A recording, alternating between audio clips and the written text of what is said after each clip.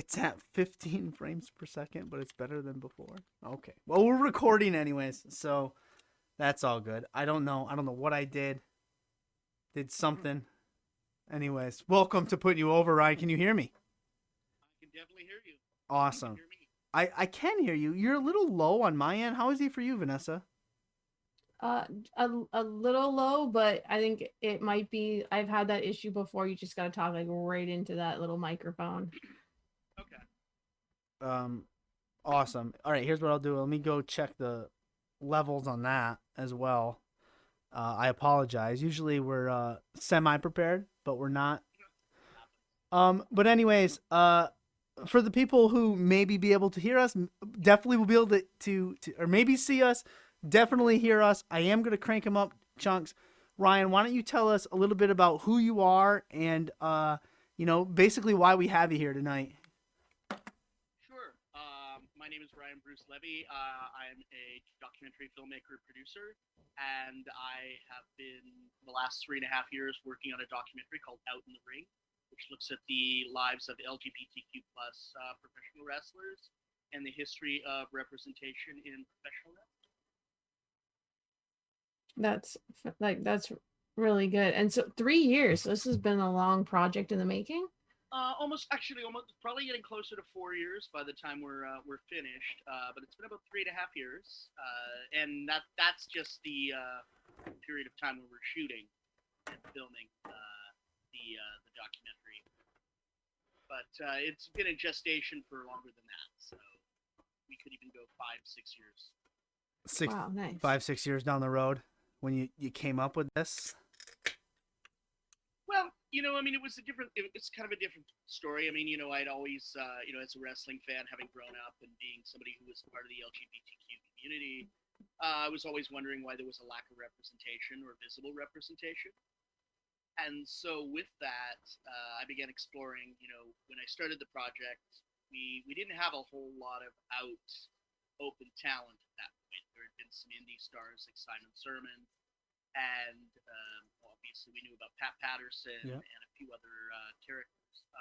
But it really wasn't until we had the moment where Brett Rosser had come out in WWE when he was there as Darren Young Yep. in his TMZ that we saw that kind of shift in terms of representation of more characters, or people, personas, I guess, of people in wrestling. Certainly, they're not characters in their lives as people. In wrestling, of course, we'd not seen that representation. So that shifted everything. And now we are in 2020, where we've seen, there's at least 100 that we know of out professional wrestlers currently working, and likely more. I'm finding out more and more every day, just through outreach and just social media. Yeah. I think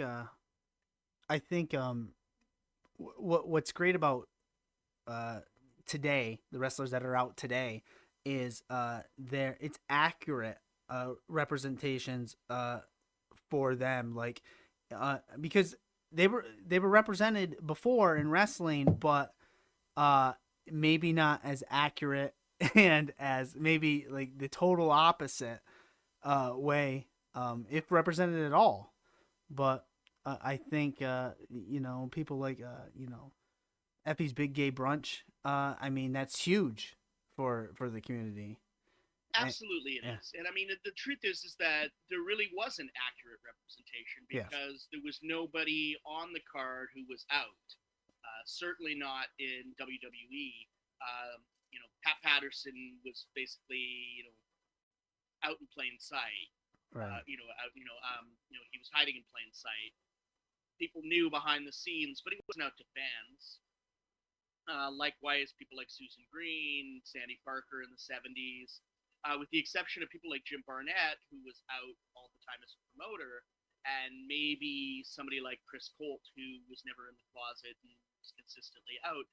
But even though he was out, he was still frequently used as, either an enhancement or mid card talent at best, Right. and often not booked by promoters. And part of that was also the fact that he was struggling with so many demons involving drugs and alcohol and things like that. So he was a bit of a loose cannon, but some of that also had to do with the fact that he was an openly gay wrestler in the 1970s. This documentary, because people know the history of wrestling, or at least have a grasp of it, but you also open their eyes that it goes back even farther, and the gay community has a lot that it influenced. Like, it played a part in the growth of it way back, like all the way back to the 40s, right? This does go back to the 1940s. I mean, representation starts there, with people like Gardenia Davis, and we go through to 60s and 70s. I mean, you've got Jim Barnett, you've got representation like Gorgeous George, but you also in the 70s had you did have performers that were like Pat Patterson and Susan Green and Sandy Parker, Chris Holt, Ernie Roth, the Grand Wizard, manager. And then you also had, in Mexico, you had the Exoticos, and you did have people like Rudy Reina, and and those people who were working and wrestling, and that goes through to now. It's never been really, the problem was is that we've never discussed the history of the representation, and unless you're somebody who's in the know, right, in the spirit of professional wrestling or in the understanding of professional wrestling, you were not aware that there was LGBTQ talent. I mean, you can assume to some extent that it was there, but in terms of LGBTQ characters, they've always been successful, pretty predominant, but primarily used to put over talent or to perform as heels. I mean, people like Adrian Adonis, I was just Adrian thinking, Street, yeah, were there, and there's also been a history of cultural appropriation. I mean, you can't not look at Adrian Adonis in the 1970s in a studded leather jacket, right, walking around in leather, or the Road Warriors, looking like they walked out of a Tom of Finland, yeah, painting. That's been there, and it's not lost on a lot of people, and certainly LGBTQ wrestlers of an era. Uh, the older ones know this more than the current crop of younger talent, which is that they're hopefully going to get a bit of a history lesson as well. In interviewing many of them, they were not aware of the legacy that goes with somebody like this, or somebody like Susan Green. And they know Pat Patterson because right. he's been such a integral part of the creation of the current product that the WWE has right now. He's been there for so long, and he's still held in such high regard. Susan Green, like you were saying, the younger talent of today, you've been interviewing them, informing them about. I don't know who Susan Green is. Enlighten me. Well, Susan Green was was trained by Joe Blanchard in the late 1960s, early 70s. Okay. She started training when she was 15, 16 years old. She worked for Moolah. She worked across all the territories, including for the WWF. Former NWA Women's Champion, Women's Tag Team Champion, and has a legacy of years. I mean, she's been wrestling since '69. First match was against a woman by the name of Maria DeLeon. She's worked she went to her first gay bars with Pat Patterson and Louis Dondoni. Wrestled in Japan and has over 40 years experience. Wow. In the business. And to this day, I mean, she's recovering from some knee surgery, but she still trains wrestlers. She's in her late 60s now. Up until some injuries recently and surgeries, she was still wrestling on a semi part-time basis, and still training wrestlers. She has so many stories, so much history, and knows the talent. For the film, she is kind of our classic Greek chorus. By the time we would have got to Pat Patterson had kind of decided that since he'd already put out his book, and he'd already done Right. another documentary for WWE. That he really didn't feel like he wanted to revisit that story. And out of respect for Pat Patterson, we kind of let that go. However, we do talk to Bertrand Hébert, who did write Accepted and was his biographer. So he kind of fills in some of those holes that, um, by not having Pat's physical voice there, can answer a lot of those questions. So between Susan and and Bertrand and other veteran wrestlers who, historians like Greg Oliver and Vandal Drummond, they fill in kind of the historical context that is the history of LGBTQ representation of wrestling. Um, yeah, I didn't know anything about. I mean, you saying the name Susan Green was the first time I heard that name. And that's interesting stuff. It's I think where we are today, with with uh, with wrestling in this population, I think it's a reflection of where we are in the world in general. I guess that's my opinion. I guess. Um, and it's where was I going with this? Um, we have Effie's Big Gay Brunch. We have ton of wrestlers out, like you said at the start. Um, but there's probably even twice as many more who are not out yet. Would be my assumption. Am I wrong in that assumption? No, I think there's many wrestlers that are not out, and and they will come out at their own time. But Yeah. what's really refreshing is that we are seeing a group of young wrestlers that are coming of age and coming out in the wake of things like Effie's Big Gay Brunch and Paris is Bumping and Butch versus Gore. Those were all very important events. And we have some LGBTQ promotions as well, like Pride Championship Wrestling out of Texas, who we work with, and so it's there. I mean, there are those, there are some promotions that are working. Hood Slam, of course, being run by an openly trans woman, Yeah. who's an amazing wrestler. I love the Dark Sheik. She's amazing.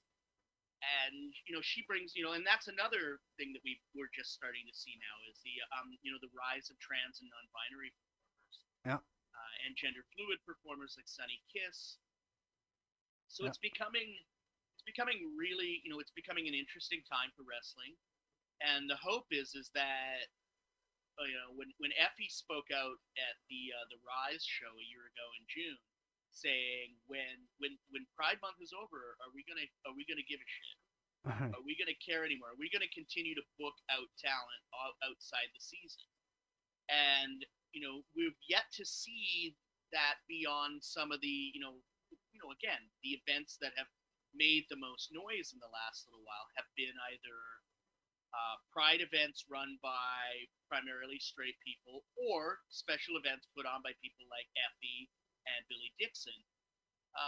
What we need to see now is that these talents are being booked outside of those shows, and that they are being booked on a general card, so that when I go see a Game Changer show, that there are two or three out talents on there.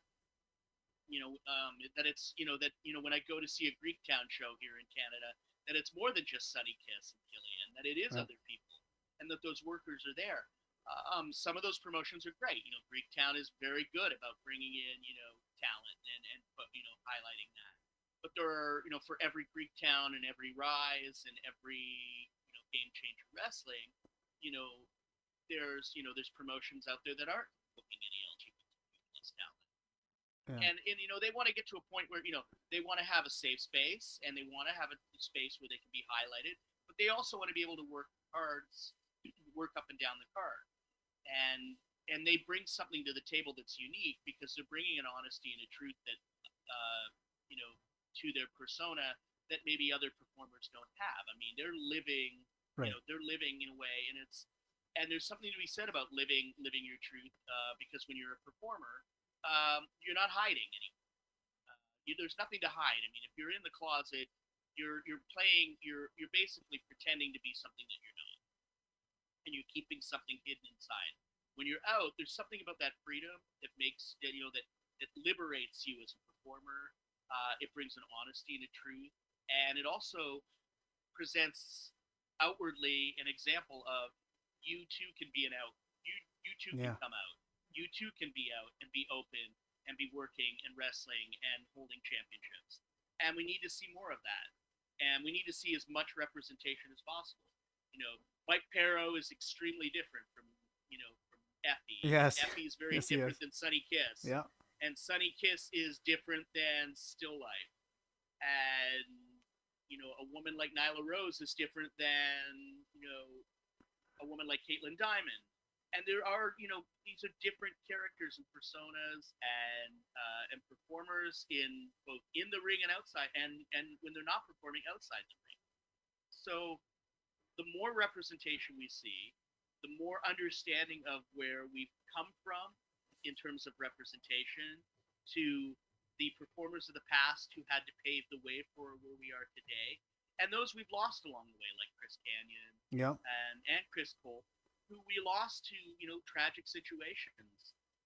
So much of what happened, the struggle, so many of the struggles that these performers deal with involve racism, misogyny, homophobia, addiction, injury, mental health Yeah. issues.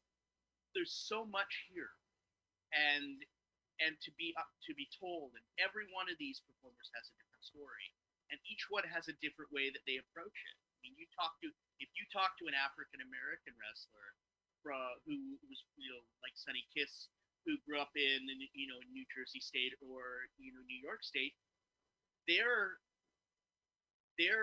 experience as an African American performer is different than somebody who's raised in the Deep South, Yeah. or might have experienced more racism and more intolerance.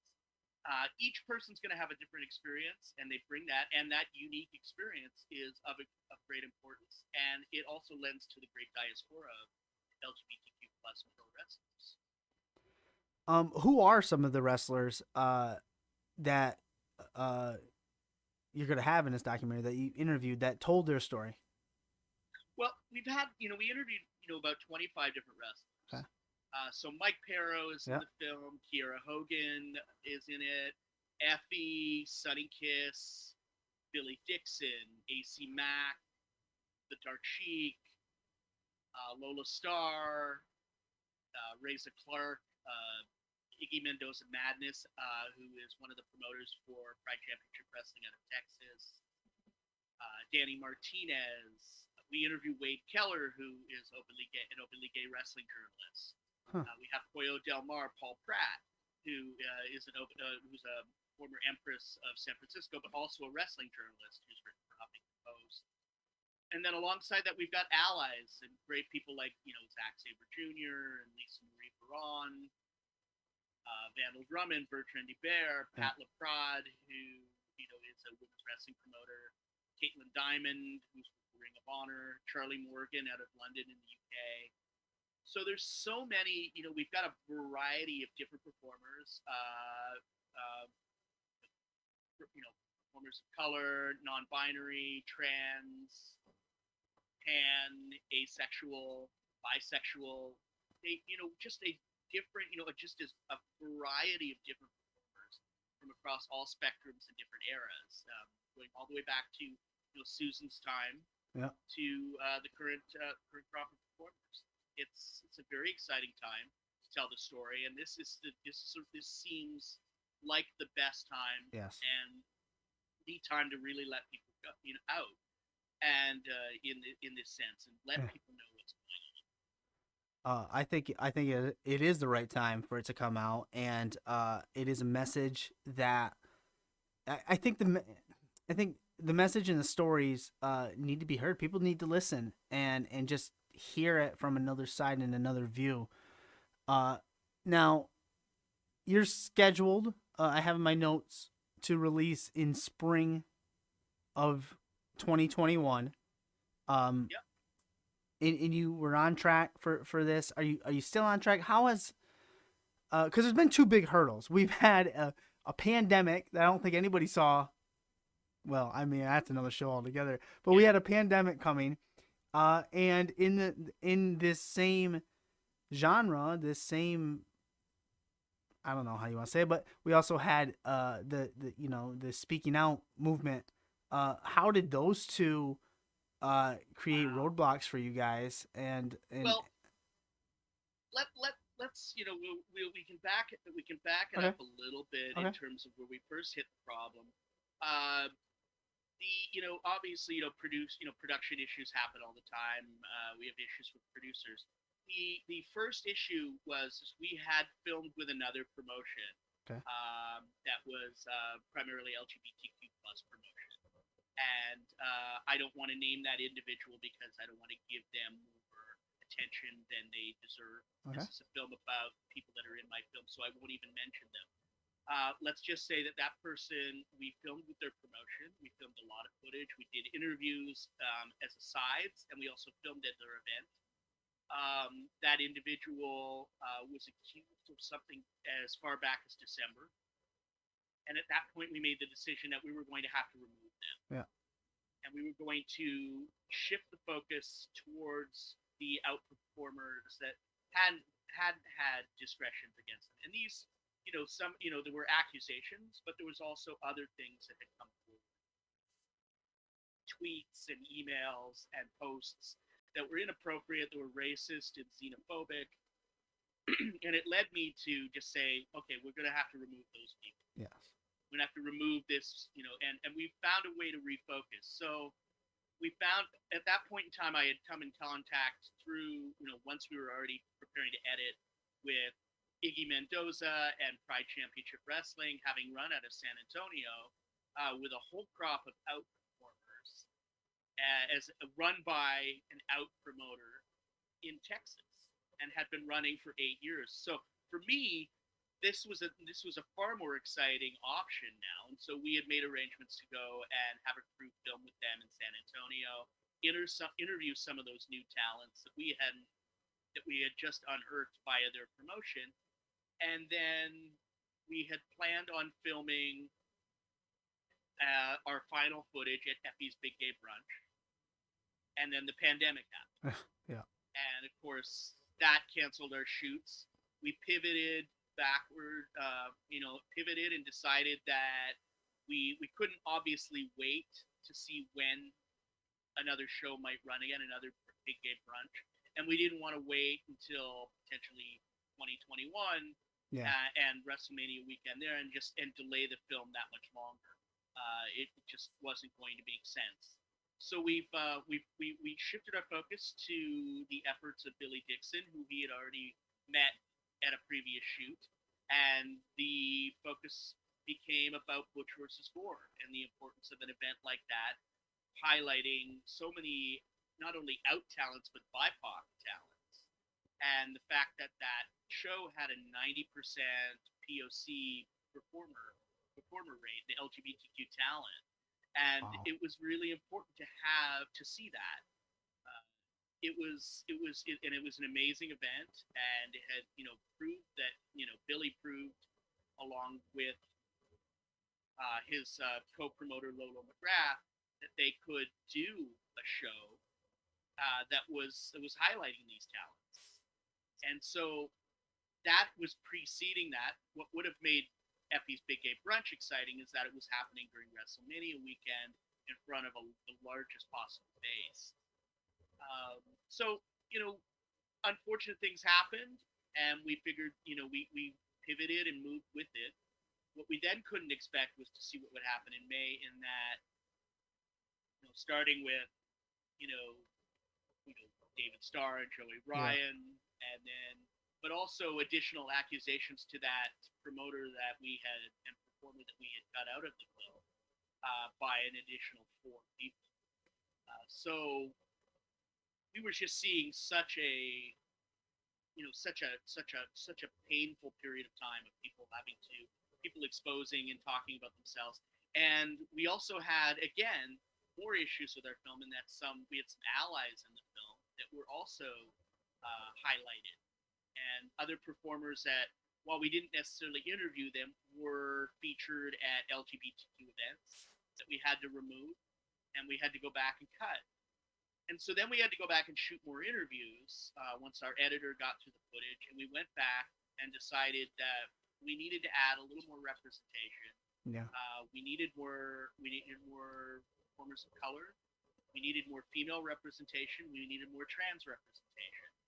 So we added those performers, and by going back and adding those performers, we were also able to ask them specifically their experience with the speaking out Hmm. component. Being able to ask a trans female performer like the Dark Sheik about being a promoter, being trans, being a woman of color as well allowed us to really, to expand. Yeah. Dark Sheik, she brings experience in ring and in promoting events. She's wonderful. And she was amazing and candid and raw and blunt. And the same thing with Reza Clark, who we met briefly when we were filming in San Antonio. I was just so impressed with her and what she brought to the table in the brief interview that we had when our crew filmed with her. We were filming so many people quickly during that event that I made it a point of saying, I think we need to speak further with this woman. And who was the right choice? Because she represents a segment of the LGBTQ community that we hadn't heard, being somebody who identified as asexual. Huh. And that represented something else that we hadn't heard. So it just really allowed us to reopen the film, which I didn't want to necessarily do, only because of the cost involved in that.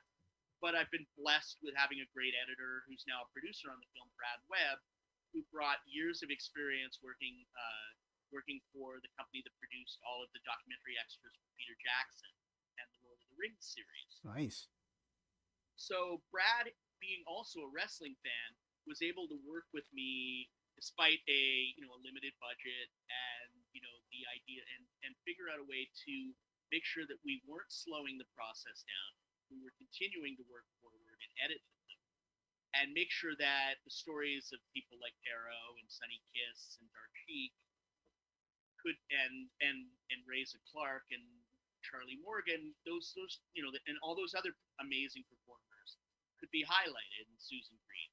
And that was where and it was Brad who came together and brought us that trailer and edited, and I think, edited together something that I couldn't, that far exceeded what I expected. I was in awe of the trailer and was so excited by what Brad had saw and realized that finally, after having, we had an issue with the producer that we had who it turned out had actually embraced and had joined the turf movement.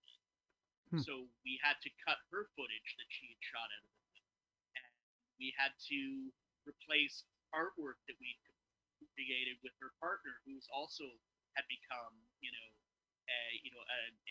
basically an enemy of the project in a way. Wow. I can't have somebody actively involved in the film who is openly and outwardly fighting against trans and non-binary performers.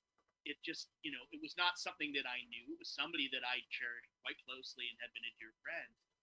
So, but I don't, it's unfortunate these things happen, but I also think that they've helped make the project that much stronger. I was just gonna say that. Helped make the journey that much more rewarding.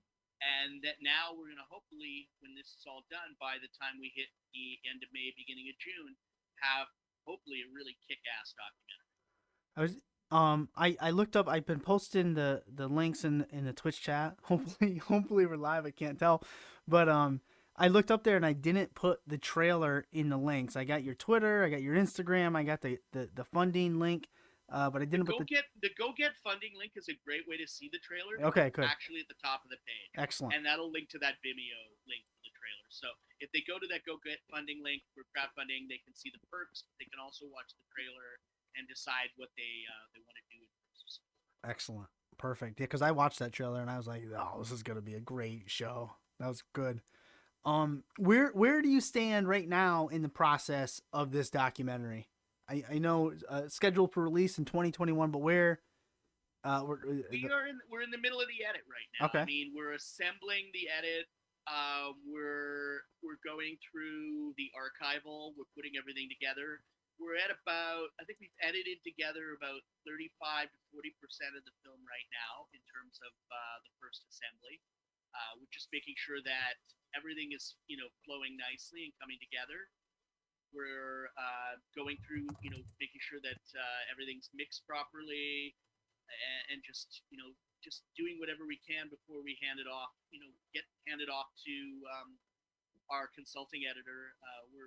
I'm blessed to have a really great friendship with Academy Award-winning documentary editor Doug Blush, who is kind of one of the godfathers and gurus of documentary editing. He's Nice. often hired by at least 100 projects a year to help them shape and mold those projects. So we're blessed to have not only Brad, who's an amazing editor, but also to have another outside voice who's responsible for projects like 20 People Stardom and Icarus, and just be able to bring that to the table. He can bring his expertise to the table as well.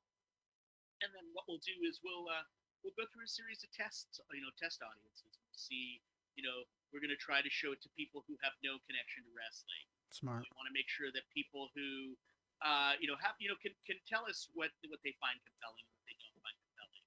Go back and hopefully we get to a point where we've got a final cut that we can then hand off to our sound editor and do the color correction. There's many factors involved here. There's also insurance and legal issues.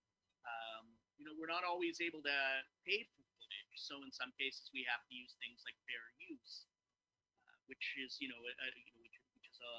legal doctrine that allows us the opportunity as documentarians making commentary on a topic to be able to use that footage without having to pay hundreds of thousands of dollars potentially.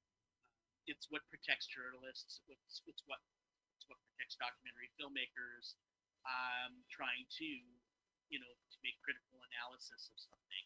And clearly, we can assume that WWE is not going to necessarily want to have us discuss some of the homophobia and in those things. But we've also made really great inroads with so many of the indie performers. So we try as much to get permission, and most of the indie promotions and wrestlers have been amazing in terms of granting us permission to use footage and photos, and they've been able to they see the value in having their name attached to this project. But on the other hand, we're still going to need things like errors and omissions insurance in order to have the film broadcast, in order to have secure distribution. So there's it's a long process. So, yeah. It's a worthy process, but I'm really Brad and I have been working together on the edit. We've been, as I said, gifted so much great archival footage and so many great images and photos, and allowed access to so many of these great independent promotions. We have footage of some stars that have gone to AEW, yeah, that have are making inroads around the world, and we're able to go to those indie promotions and cull from their catalog, their back catalog, and use that footage without having to constantly rely and lean on the fair use doctrine, but still aware that there's places where we're still going to have to use that. Yeah, makes sense. So you we're gonna get it done. You're gonna get it there. People are gonna see it. What is the one thing you definitely? What is the one thing you hope people will take away from this documentary? My hope is that people in the know in wrestling know about these LGBTQ. Right. People in the community who are LGBTQ wrestling fans know how to go out and find other LGBTQ wrestlers. I know, myself and other, wrestling fans who are part of the community. Yes, we pay attention to pronoun posts. Mm-hmm. He, him, they, they, them. In a Twitter bio or an Instagram bio. we see the rainbow flags, we see the trans flags in those bios, but not everybody does. So that's a group that's in the know, and we want them to be part of this journey and to embrace it.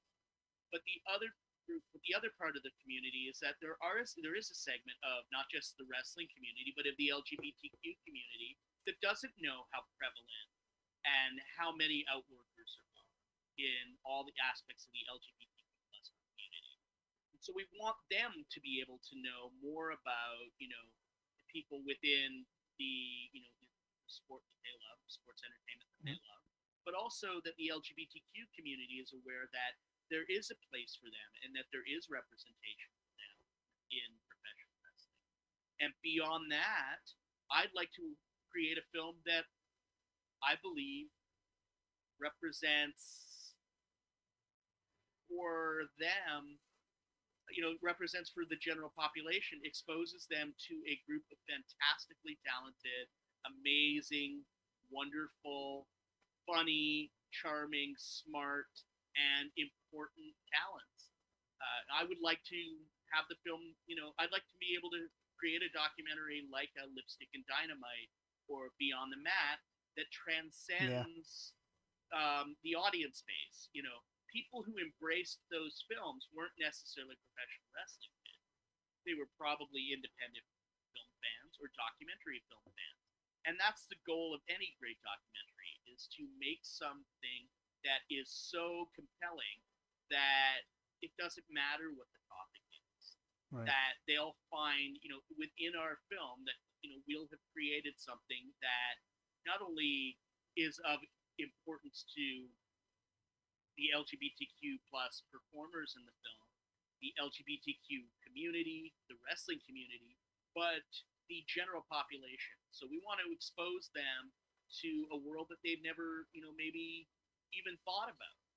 And that's the goal. Excellent. I think it's phenomenal. I think it's going to be a great documentary. I think the message. I think people can learn. I think they need to watch it, listen, learn, educate themselves. You've done a phenomenal job tonight putting over your documentary. I know that I'm excited for it. We've got the links in the chat. But something I do at the end of every show is I'm going to give you the mic. I mean, you've already done a phenomenal job, but you can put over anything you want. You can say anything you want.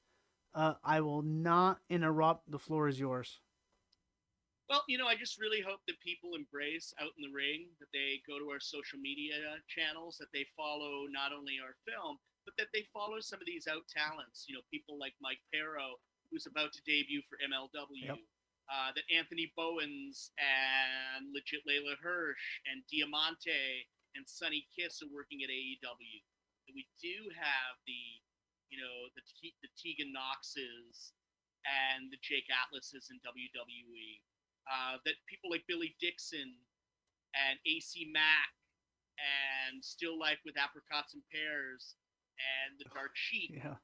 and Lola Starr, that that Caitlin Diamond and Charlie Morgan and Reza Clark are out there.